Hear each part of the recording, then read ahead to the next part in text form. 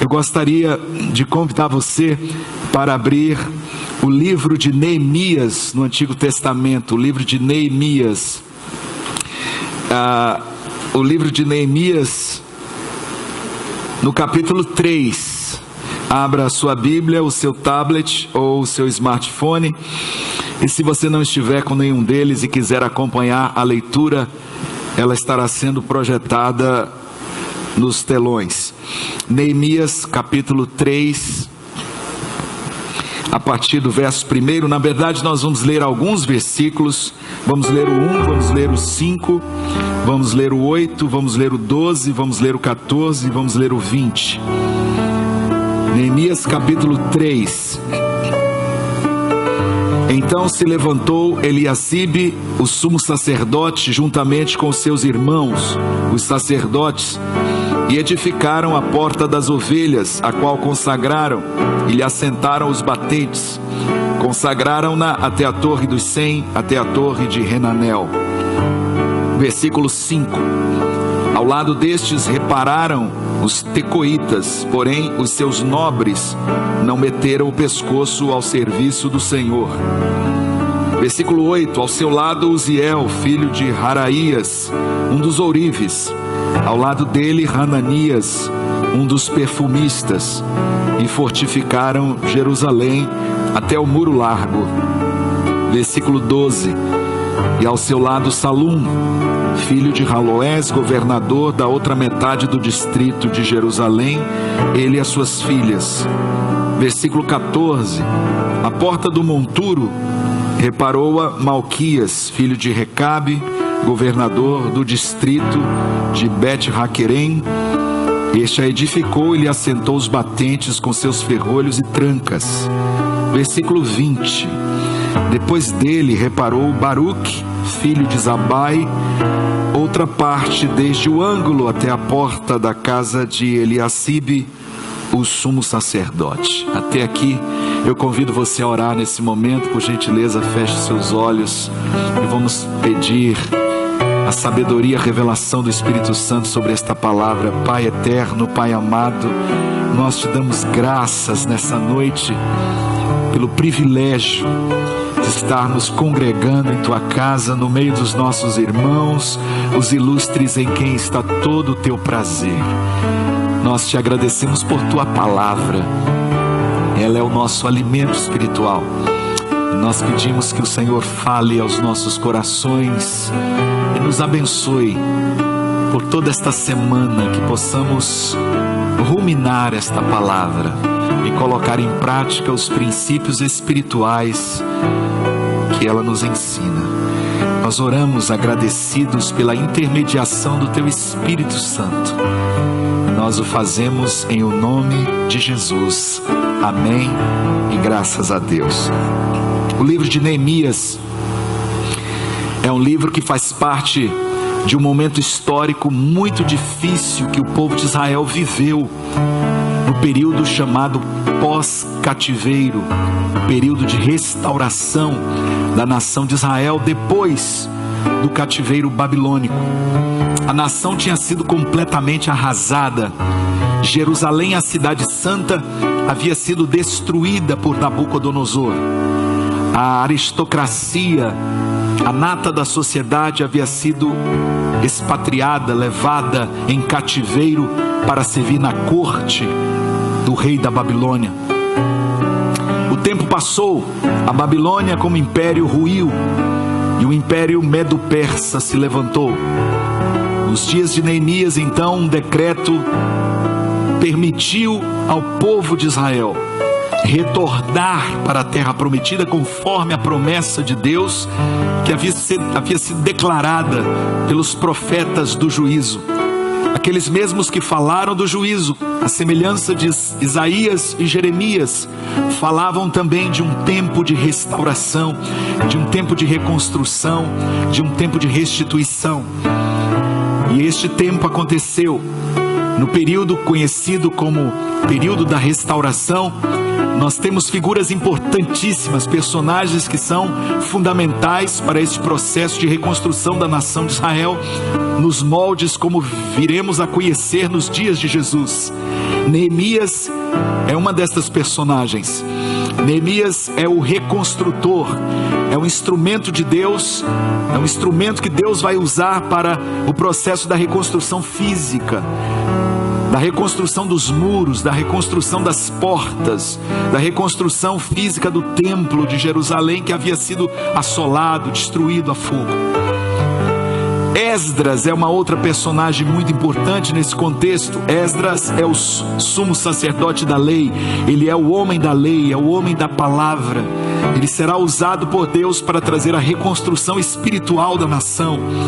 Esdras é um livro muito interessante de ler, porque nele nós vemos a restauração de princípios da palavra no meio da nação de Israel. E também, a partir desta reconstituição, nós temos o surgimento das sinagogas, como conhecemos, e temos o povo de Israel retornando aos fundamentos da lei, como a guarda do sábado e outros princípios que haviam sido negligenciados, a tal ponto que o povo, no seu pecado, recebe o castigo de Deus. Mas agora com Esdras, há um retorno à lei, há um retorno à palavra, há um retorno a um compromisso com a aliança de Moisés. E as figuras proféticas de Ageu, Zacarias e Malaquias, que também são instrumentos de Deus nesta época, para falar ao coração do povo a palavra inspirada de Deus.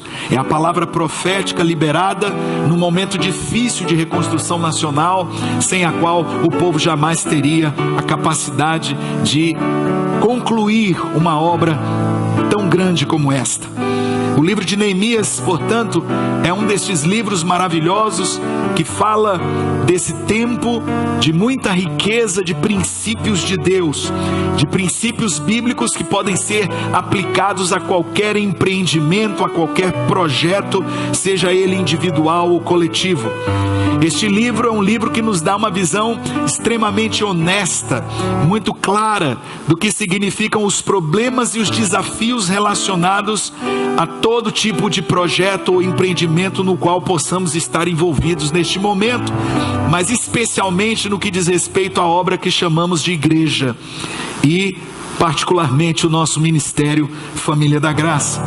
Nós precisamos honrar a memória destes homens e mulheres e o esforço destes servos de Deus que estão aqui nominados, registrados no capítulo 3 de Neemias, porque eles foram responsáveis diretos por aquilo que aconteceu de modo prático na restauração dos muros e das portas da cidade santa de Jerusalém. Há muitos princípios aqui, como eu disse, e eu vou pensar alguns deles a partir dos versículos que nós lemos, que são princípios que se aplicam à nossa realidade como igreja hoje também. O primeiro deles é: líderes sempre lideram. Está aí no versículo 1 que nós lemos: então se levantou Eliasibe, o sumo sacerdote. A palavra se levantou aqui é muito importante, porque líderes são aqueles que se levantam, que saem na frente, que põem a mão na massa, que fazem alguma coisa. Não adianta ficar de braços cruzados, olhando para os problemas e com uma atitude simplesmente crítica, vendo as dificuldades, vendo os desafios sem nada fazer. Líderes são aqueles que Deus usa em cada geração e em cada situação para que algo aconteça. São aqueles que tomam a iniciativa e que fazem alguma coisa para que algo seja transformado, seja mudado. Em segundo lugar, ou segundo princípio, a falta de compromisso de alguns não invalida o valor do projeto de Deus. No versículo 5, lemos que os nobres não meteram seu pescoço no serviço do Senhor. E a expressão aqui significa que eles não quiseram arcar com esse peso, arcar com essa responsabilidade. Porque trabalhar na obra de Deus, como em qualquer projeto, significa o desafio de levar carga. E aqueles homens não quiseram participar desse projeto. Eles simplesmente cruzaram seus braços e disseram: nós não vamos participar. Mas o fato de que alguns não se comprometem não invalida o valor do projeto de Deus. Sempre vai ter gente que vai ficar de fora. Sempre vai ter gente que vai escolher não participar dos desafios da obra de Deus. Mas por outro lado, temos aqueles que Deus em cada geração vai usar para o louvor da sua glória, para fazerem diferença em cada geração. Em terceiro lugar, o terceiro princípio é o dom de todos é necessário. Ninguém fica excluído desse projeto que requer a colaboração, a contribuição voluntária de todos. O versículo 8 diz que Uziel, filho de Araías, era um ourives, e ao lado dele, Hananias era um perfumista, ou seja, homens com diferentes dons, capacidades e talentos que estavam sendo usados por Deus naquele momento, não importando a sua condição profissional, o seu status social. Aqueles homens estavam metendo a mão na massa para trabalhar na reconstrução da cidade de Jerusalém. Quarto princípio: iguais em valor, diferentes em função. O versículo 12 diz que ao seu lado Salum, filho de Haloés, governador. Aqui nós temos uma pessoa de uma alta função administrativa pública, e este homem estava trabalhando ao lado de outros, e nesse momento, por causa da magnitude da obra, não importava o status social, a condição socioeconômica da pessoa, todos estavam chamados a se envolver, sejam pobres ou ricos, seja qual for a posição social ou profissional, todos estavam envolvidos no projeto, todos tinham o mesmo valor aos olhos de Deus para a execução desta obra. Quinto princípio: algumas atribuições dadas por Deus nem sempre são glamourosas, porque no versículo 14 nós lemos sobre a porta do monturo. E a porta do monturo é a porta do lixo, é a porta mais feia da cidade, é a porta por onde saía o que não presta e era jogado num vale para ser queimado como um lixão. Nós vemos alguns restaurando portas muito bonitas, fazendo parte de trabalhos com acabamento belíssimos, mas vemos também pessoas envolvidas com aspectos não tão desejáveis ou glamurosos da obra, porque a obra de Deus é assim. Não importa o que somos chamados a fazer e onde estamos chamados a servir, todos os serviços, todos os ministérios, aqueles que aparecem mais ou aqueles que não aparecem tanto, são importantes aos olhos de Deus, e Deus há de recompensar fielmente a cada um pela sua obra. E o sexto princípio é que nada mais nos motiva do que o esforço de todos. No capítulo 4 de Neemias, no versículo 6, nós lemos o seguinte: no processo de execução da obra, assim edificamos o muro, e todo o muro se completou até a metade da sua altura, porque o coração do povo se inclinava a trabalhar. E no capítulo 6 de Neemias, no versículo 15, está escrito: acabou-se, pois, o muro aos 25 dias do mês de Elul, em 52 dias.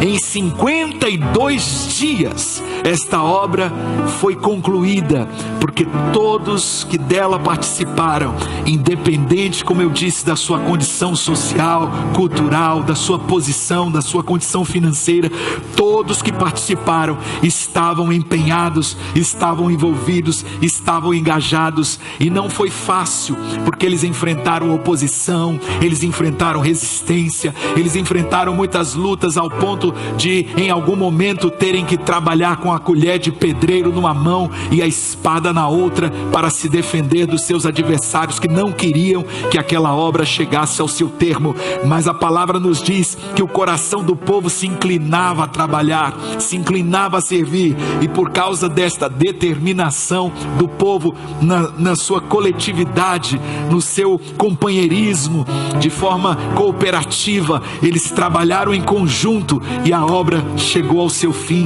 em 52 dias. Quando nós trabalhamos juntos, nós nos motivamos uns aos outros e alcançamos mais rapidamente os resultados que nós queremos ver na obra que o Senhor tem nos confiado nesta geração. Ao ler o livro de Neemias, nós percebemos claramente o plano de Deus de reconstruir a cidade santa de Jerusalém e de restaurar os seus muros.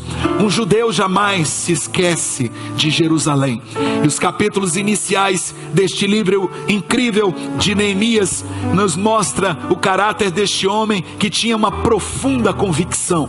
O dicionário define convicção como uma crença firme ou forte. Nós podemos ampliar esse conceito e dar mais elasticidade a essa definição, incluindo a palavra valor, ou compromisso, ou motivação. Uma crença é algo sobre o que você discute, mas uma convicção é algo sobre o que você está disposto a morrer. Saber o que fazer, conhecimento. Por que fazê-lo, perspectiva. E como fazê-lo, habilidade. É inútil se você não tiver a convicção necessária para motivá-lo a realizar, a fazer. Há muito tempo, na eternidade, antes de eu e você existirmos, antes da criação do mundo, como conhecemos, Deus propôs um plano perfeito para você aplicar aos seus domingos. Antes de você pensar em vir aqui hoje à noite, Deus na eternidade já havia preparado este dia como um dia para você servi-lo, para você adorá-lo, para você buscá-lo com a sua família, para você congregar com seus irmãos e para você servi-lo. Por milhares e milhares de anos Deus esperou a mim e a você para entrarmos na cena da história, para fazermos a nossa parte, para trazermos a nossa valiosa contribuição para a história da salvação. E eu fico triste, porque muitas vezes eu me desanimo, eu desisto tão fácil das coisas que estão relacionadas ao projeto de Deus. Eu coloco tantas outras coisas na frente, eu tenho tantas outras prioridades, mas eu quero lhe dizer nessa noite que os planos de Deus estão aí armazenados no seu coração. Libere os planos de Deus, libere os projetos de Deus, libere os propósitos de Deus. A Bíblia diz que o liberal projeta coisas liberais. O homem de Deus, a mulher de Deus sonha grande e sonha os sonhos de Deus. Você foi criado para servir a Deus. Diga isso à pessoa que está do seu lado, à sua direita, à sua esquerda. Você foi criado para servir a Deus. Você foi criado para o serviço.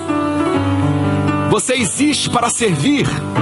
E o tema dessa mensagem é: quem não vive para servir, não serve para viver. Vamos dizer juntos? Quem não vive para servir, não serve para viver. Essa é a essência do cristianismo autêntico. Ele nos criou e nos regenerou e nos deu uma nova vida em Cristo e nos salvou para que andemos em boas obras que Ele preparou de antemão para que nelas andássemos. Portanto, em primeiro lugar, eu quero dizer para você que o primeiro ponto desta ministração que eu e você precisamos aprender sobre serviço antes de celebrarmos a Santa Ceia é que Deus quer que você se comprometa com o serviço. Deus quer que você se comprometa com o serviço. Não é só uma questão de saber que você foi criado para servir. Não é só uma questão de saber que você foi chamada para servir. Mas é também e principalmente o fato de que você precisa se comprometer com o serviço. Senão não vai acontecer nada na sua vida em termos de serviço. Aliás, vai ser doloroso, porque servir a Deus, como qualquer projeto na vida que você esteja esperando para este ano 2018, uma mudança, um crescimento, uma conquista, uma realização, requer de você compromisso. Não adianta você dizer assim: ah, eu sei que eu tenho que emagrecer. Olha aí Deus falando. Ah, eu sei que eu preciso fazer alguma coisa para me qualificar profissionalmente. Eu sei que seria importante para mim esse ano tirar minha carteira de motorista. quero muito me casar. 2018 eu preciso me casar. Se eu não me casar em 2018, não sei o que vai ser da minha vida. Mas a pergunta é: o que você está fazendo para isso? De que maneira você está comprometido com aquilo que você acha e considera um valor, algo que é importante para você? Então, quando nós compreendemos que fomos criados para o serviço, isso não muda nada se nós não nos comprometermos. E é por isso que Deus quer que você se comprometa com o serviço. Para isso você vai precisar de um pouco da graça de Deus. Olha, deixa eu dizer uma coisa para você. Nós não fomos chamados para construir a nossa casa, mas para construir a casa de Deus. É interessante, você sabia que Deus colocou você na terra para se comprometer com a missão dele, não com a sua? Construir uma casa, comprar uma casa, comprar um apartamento, ter o seu imóvel próprio, conseguir um emprego, conseguir uma formação profissional, estudar, fazer uma faculdade, se formar, conquistar algo nessa vida. Isso tudo é muito legal, é muito importante, mas são coisas temporais. A obra de Deus vai além desta vida. A obra de Deus vai durar para a eternidade. E se você está indo para o céu, você tem que seguir o caminho de Deus. Você foi criada para o ministério, você foi criado para o ministério, e ministério é servir aos outros, é servir ao seu próximo. Ministério é tudo que fazemos nesta vida que acrescenta valor à vida dos outros. Mateus 16, 25, Jesus diz: pois quem quiser salvar a sua vida, vai perdê-la, mas quem perder a sua vida por amor de mim, vai achá-la. Isso é a essência do verdadeiro cristianismo, porque nesse momento eu estou dedicando minha vida a todo tipo de agenda. Eu tenho que ajudar meus filhos na escola, com o trabalho da escola. Eu tenho que ajudar meu esposo, tenho que ajudar minha esposa. Eu tenho que fazer o papel do marido, do filho, do pai, da mãe. Eu tenho o meu trabalho, eu tenho muita coisa no meu trabalho, a minha semana é cheia. Eu estou cuidando da decoração da minha casa, eu estou precisando lavar o meu carro, eu estou precisando trocar uma lâmpada, eu estou precisando fazer tantas coisas, eu tenho tantas coisas para fazer, a minha agenda está tão cheia de demandas. Mas a pergunta dolorosa que o Espírito Santo de Deus traz ao nosso coração nessa noite é: que impacto estes esforços, estas tarefas, estas realizações trarão para a sua vida na eternidade?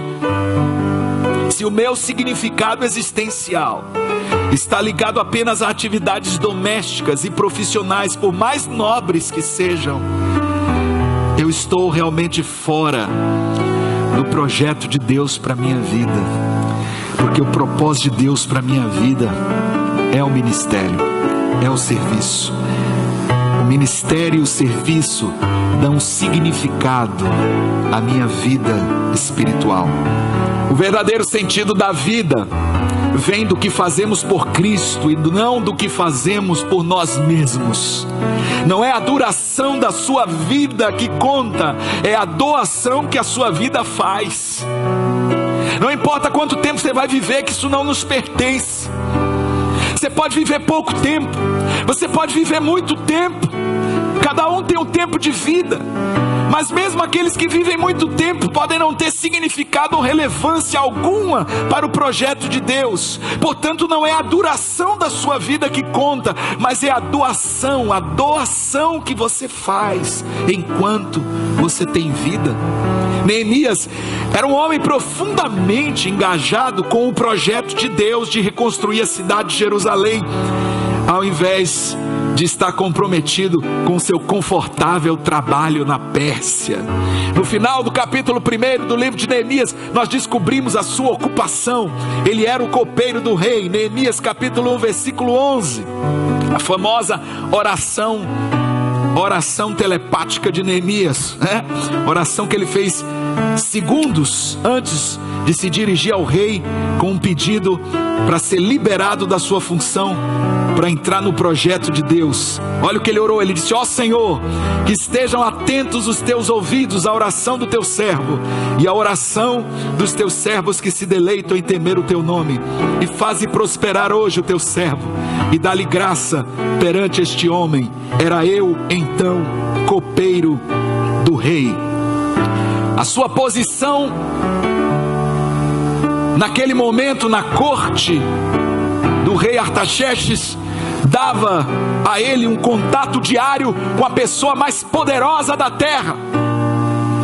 Como principal servo do rei, como copeiro do rei, ele era responsável por servir as refeições do rei, organizar os banquetes palaciais, preparar todas as iguarias, fiscalizar, coordenar tudo que seria servido na mesa do rei e combinar os vinhos finos e excelentes com os diversos tipos de comida. Ele era um sommelier, ele era um masterchef, ele era um homem responsável por aquilo que o rei ia comer.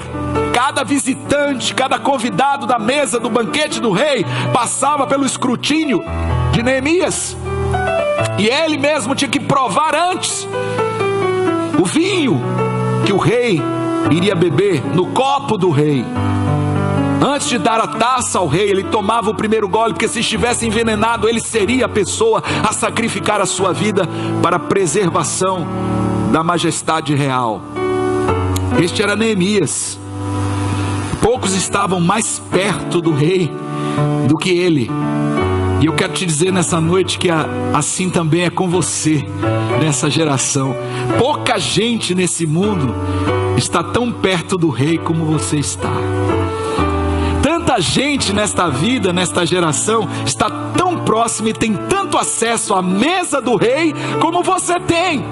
E Deus não te deu esse privilégio apenas para você usufruir dele. Deus te deu esse privilégio porque Ele tem um propósito de reconstrução para esta nação. Ele tem um propósito de reconstrução para as nações da terra. Ele tem um projeto de reconstrução para a humanidade caída. E você faz parte nessa geração do projeto de Deus. E você é o instrumento que Deus quer usar para isso.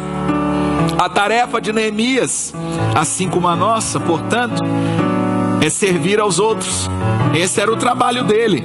Ele era um servo, ele servia a mesa, e nós também somos os servos de Deus, chamados para servir o que está nesta mesa, neste banquete real, àqueles que estão ao nosso redor. Para isso, Neemias estava disposto a desistir do seu emprego na Pérsia para ingressar no ministério de Deus na terra prometida a Abraão, Isaque e Jacó. Quando foi a última vez que você deixou a sua agenda pessoal tão carregada de prioridades e se disponibilizou para o ministério de Deus? Quando foi a última vez que você se colocou nas mãos do Senhor para se envolver com serviço na obra de Deus? Quando uma pessoa não consegue servir com uma base regular na sua igreja, no ministério do qual faz parte, isso significa que ela está cheia de si mesma. E essa é uma visão muito feia de um crente, de um cristão. Se você não está servindo a outros regularmente, se você não está envolvido em ministério, na sua caminhada com Deus, a sua vida espiritual precisa ser questionada. Marcos capítulo 10, 45, pois também o Filho do Homem não veio para ser servido, mas para servir e dar a sua vida em resgate de muitos. Este foi o exemplo do nosso Senhor. E esta mesa para nós é uma lembrança desta entrega de Jesus por nós.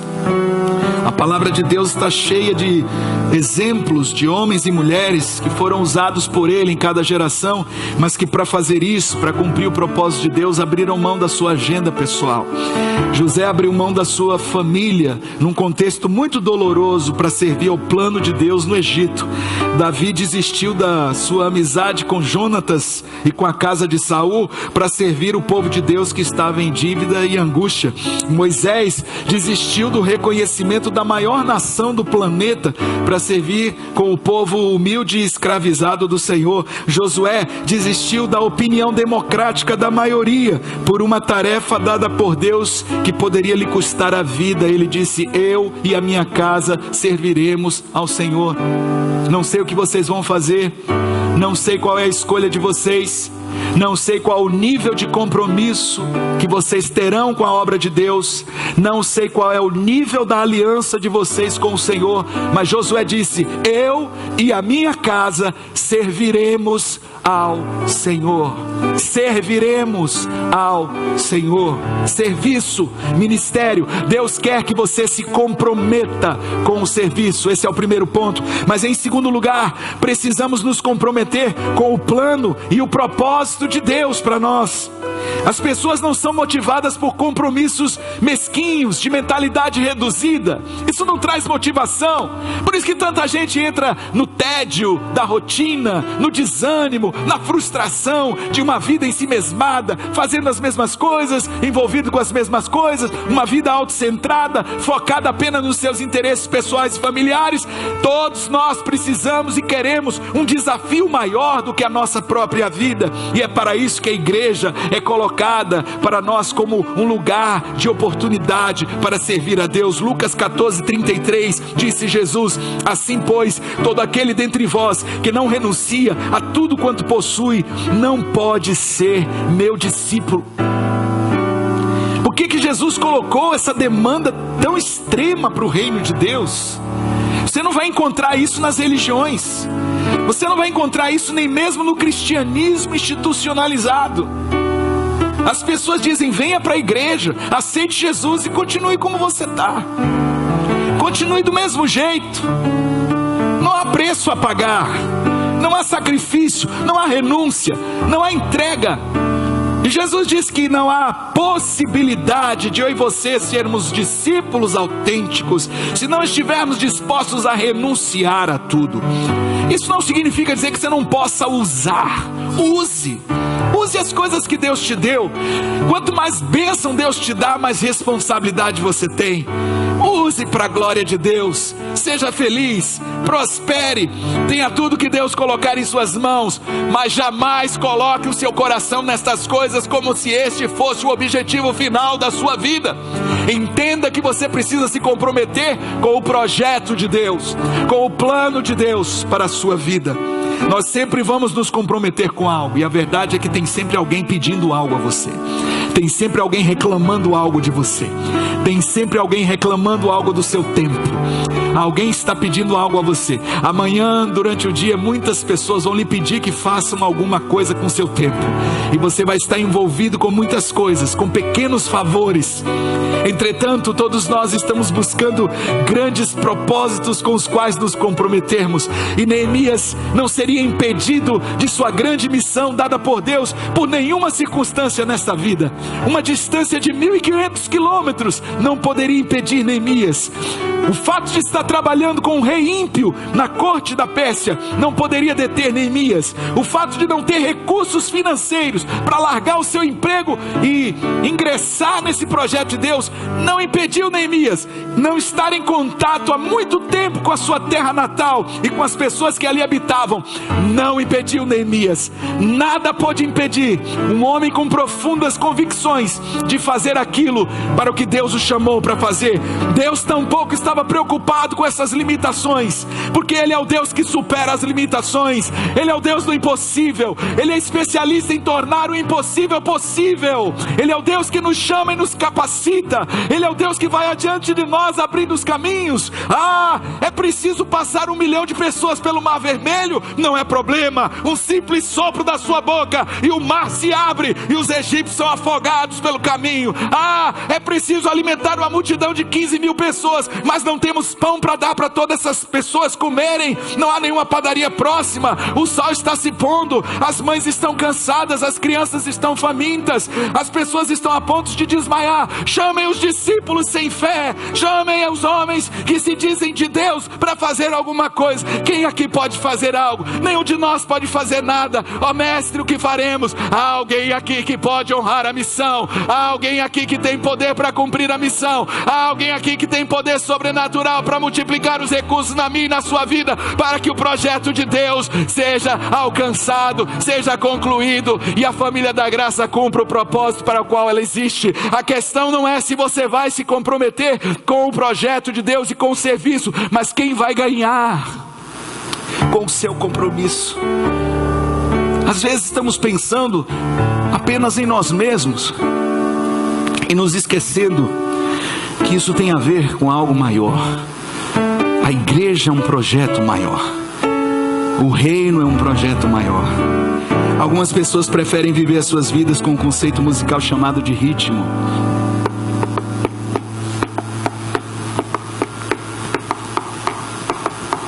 Elas passam a vida toda com a mesma batida, até o último dia. Outros passam a vida e preferem viver a vida com o conceito musical da harmonia. Se misturam com os outros instrumentos na orquestra e fazem a sua parte. Mas existem aqueles que querem viver com o conceito da melodia. São aqueles que tomam decisões e se envolvem para fazer diferença e cumprir o destino e a missão que Deus tem lhes dado.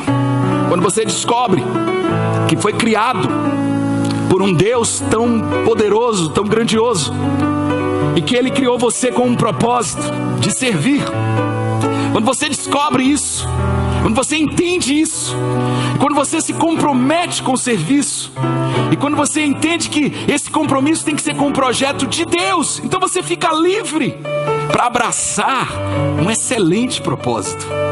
Porque não existe nenhuma missão nesta vida, nenhum empreendimento, nenhum projeto que seja mais grandioso do que o projeto que se chama Igreja e Reino de Deus.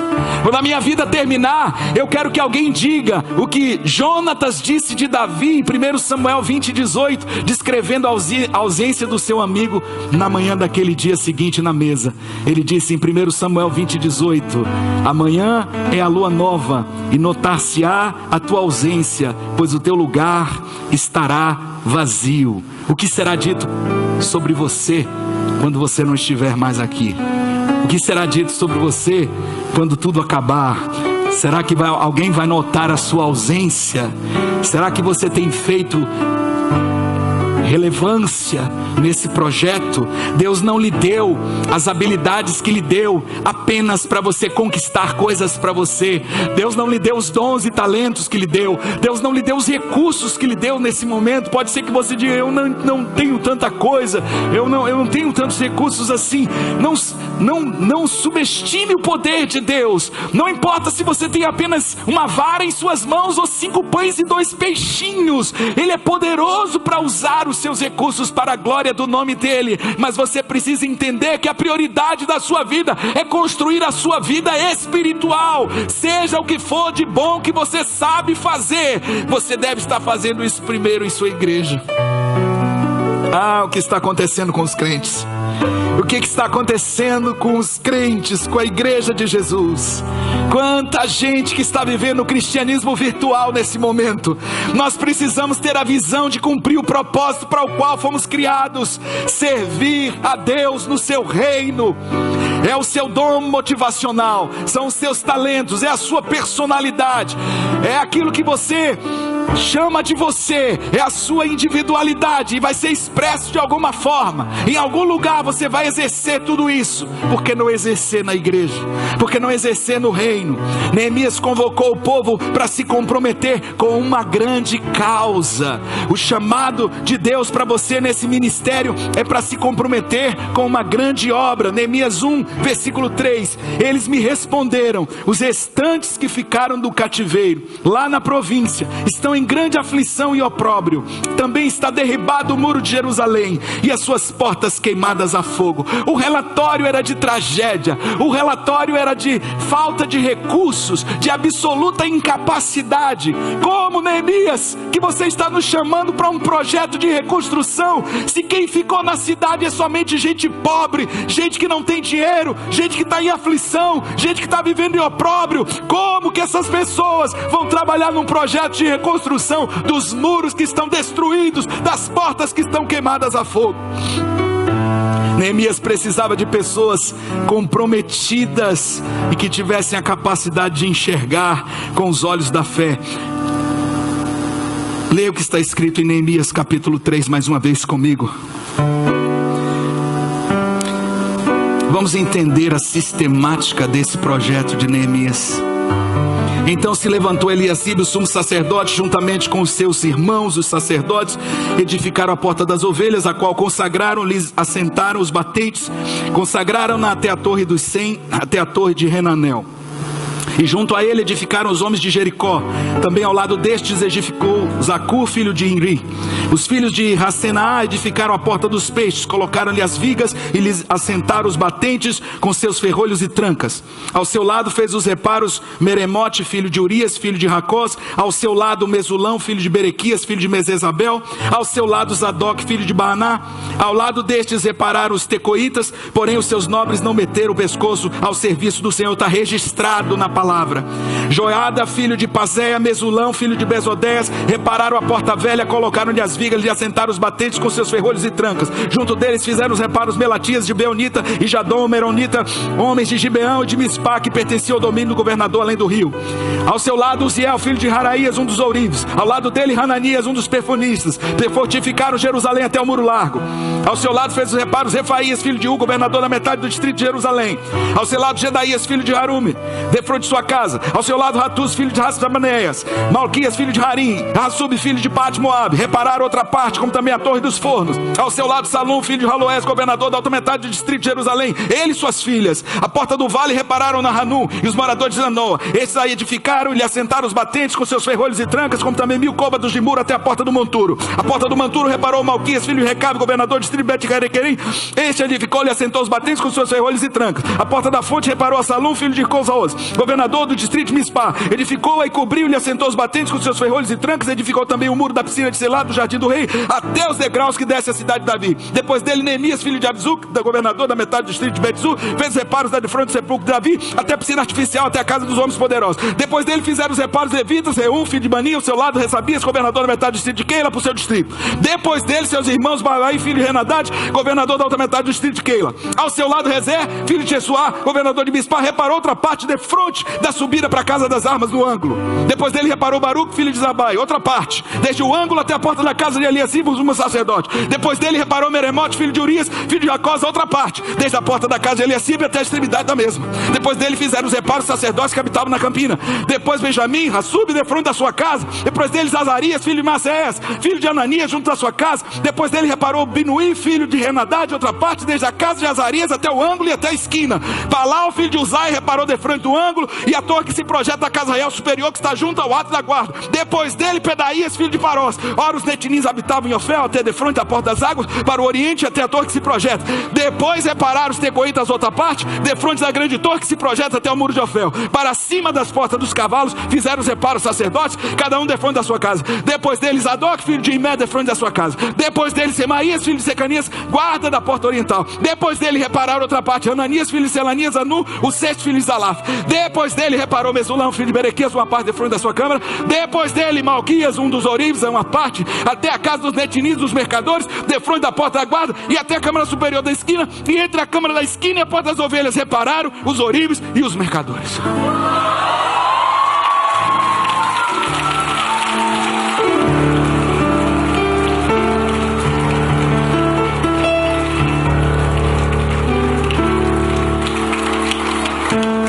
É a igreja. É a igreja. Não adianta ficar falando, você não vai restaurar a igreja inteira, você não vai consertar a igreja inteira. Faça a sua parte, faça o que está diante de você, faça o que você pode fazer, meta a mão na obra, faça alguma coisa.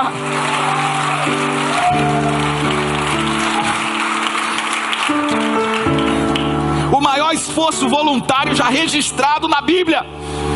Eu não conheço outro texto tão cansativo como esse.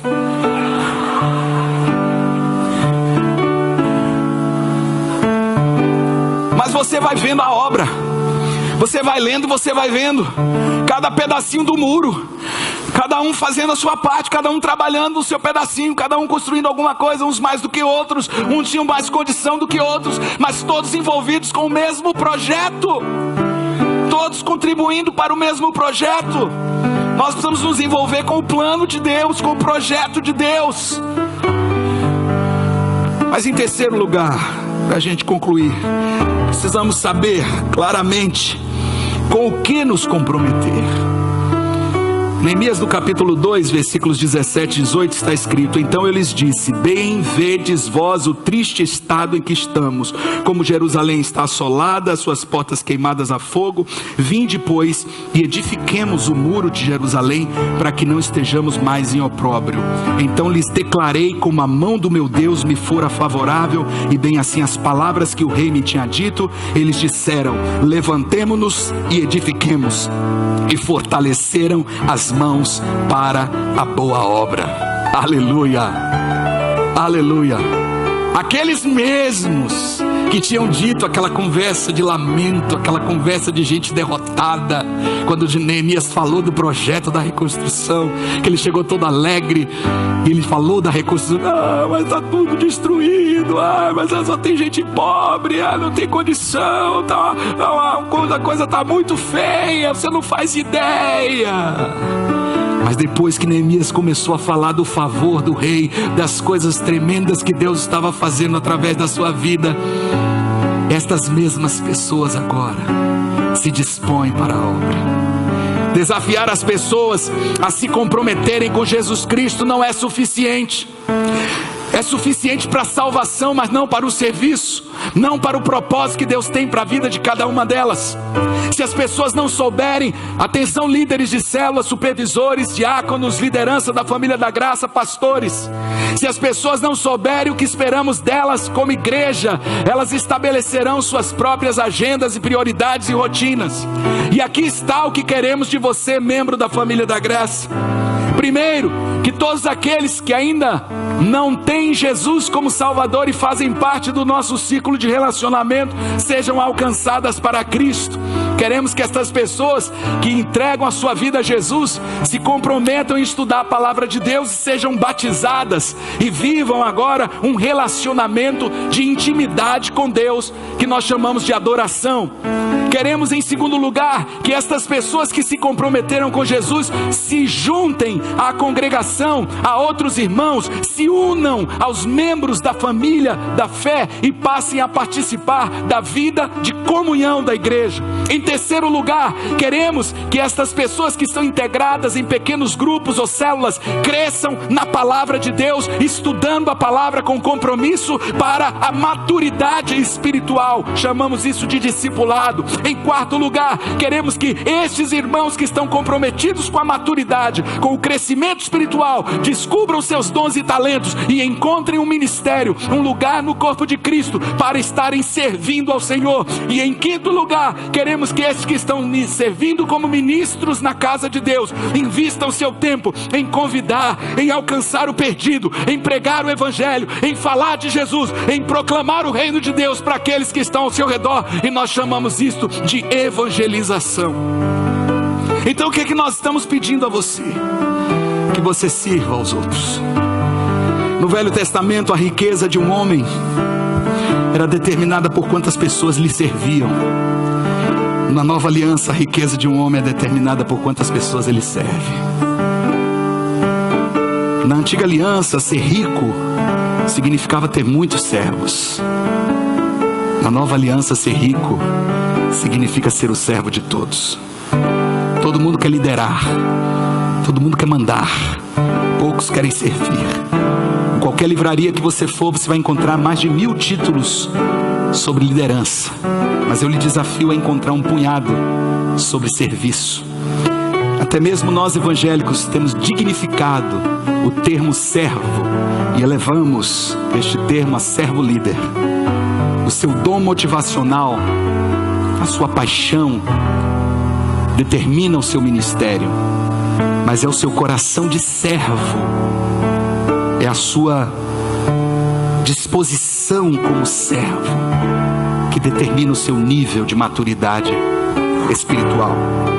Eu concluo com as palavras de John Wesley, que nos fornece a análise mais acurada que eu já vi sobre o que significa ser um verdadeiro servo.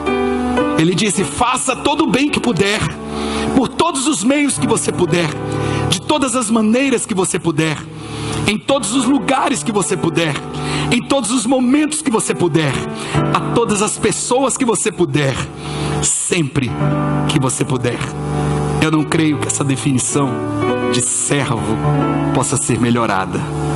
Deus nos chamou para servir.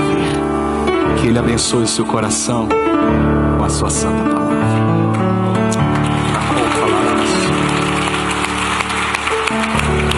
palavra.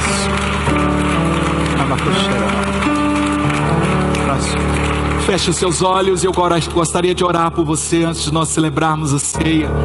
Põe a sua mão no seu coração. Se você está aqui nessa noite e você deseja entregar sua vida a Jesus, eu quero orar por você. Se você está aqui nessa noite antes de celebrar a ceia, você quer reconciliar-se com Deus, reconciliar-se com a igreja, eu quero orar por você. Seja bem-vindo à casa de Deus, seja bem-vindo à família de Deus. Eu quero orar por você especialmente que está aqui nessa noite e quer em 2018 crescer. Você que está aqui querendo fazer diferença, você que está aqui buscando no ano 2018 dar mais frutos para Deus. Você que deseja passar esse ano com mais envolvimento, com mais engajamento do que nunca na obra e no ministério do Senhor. Pai, em nome de Jesus, esta é a tua palavra e ela não volta vazia. Eu te louvo por aqueles que estão neste momento entregando seus corações a Jesus. Eu oro para que a salvação desta vida seja completa. Eu te louvo, eu te agradeço por aqueles que nessa noite estão dizendo sim ao teu chamado e reconhecem Jesus como seu único e suficiente Salvador. Eu quero te pedir em nome dele que o Senhor entre nessa vida e faça a boa obra da regeneração. Mude a história deste homem, mude a história desta mulher, mude a história deste jovem, mude a história deste ancião. Eu te peço o milagre da salvação nesta vida em nome de Jesus. Eu oro nesta noite por aqueles que estão se reconciliando com o Senhor diante desta mesa santa, sagrada, do sacrifício do Filho de Deus. Eu te peço agora que assim como o filho pródigo foi recebido na casa do Pai com festa, esta vida agora seja reconciliada com o Senhor e com a sua igreja. Pai, em nome de Jesus, lava os pecados, limpa, dá uma veste nova, traz restauração a esta vida. Eu te agradeço por esta noite de reconciliação e eu quero te pedir especialmente por aqueles que estão se disponibilizando para a tua obra. A obra do Senhor é uma obra de voluntários. Nós fazemos tudo por amor e fazemos para a glória do teu santo nome. Nós não fazemos nada para chamar atenção para nós mesmos. Todo aplauso, todo elogio é dedicado unicamente a ti. Tu és o único nessa congregação que é digno de receber toda a glória, toda a honra e todo louvor. Obrigado pelo privilégio de começar este ano, depois do período de descanso, com os nossos pés na tua casa. Obrigado pelo privilégio de participarmos da mesa do Senhor. Mas nós não queremos só privilégios, nós queremos também as responsabilidades, nós queremos os deveres, nós queremos o compromisso, a aliança. E é isso que nós viemos fazer nessa noite. Não viemos apenas como religiosos participar de uma liturgia. Nós viemos como servos, como ministros, como discípulos e muito mais do que isso, como filhos amados, disponibilizar nossa vida no altar do sacrifício.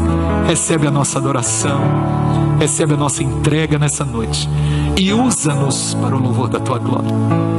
Diga para Ele: usa a minha vida, usa a minha vida, Senhor. Eu não tenho nada, eu não sou nada, mas o que eu tenho, isso eu te dou. Eu consagro em tuas mãos, para o teu louvor e para a tua glória, em nome de Jesus. Amém. E graças a Deus. Aplausos. aplauda mais uma vez ao Senhor.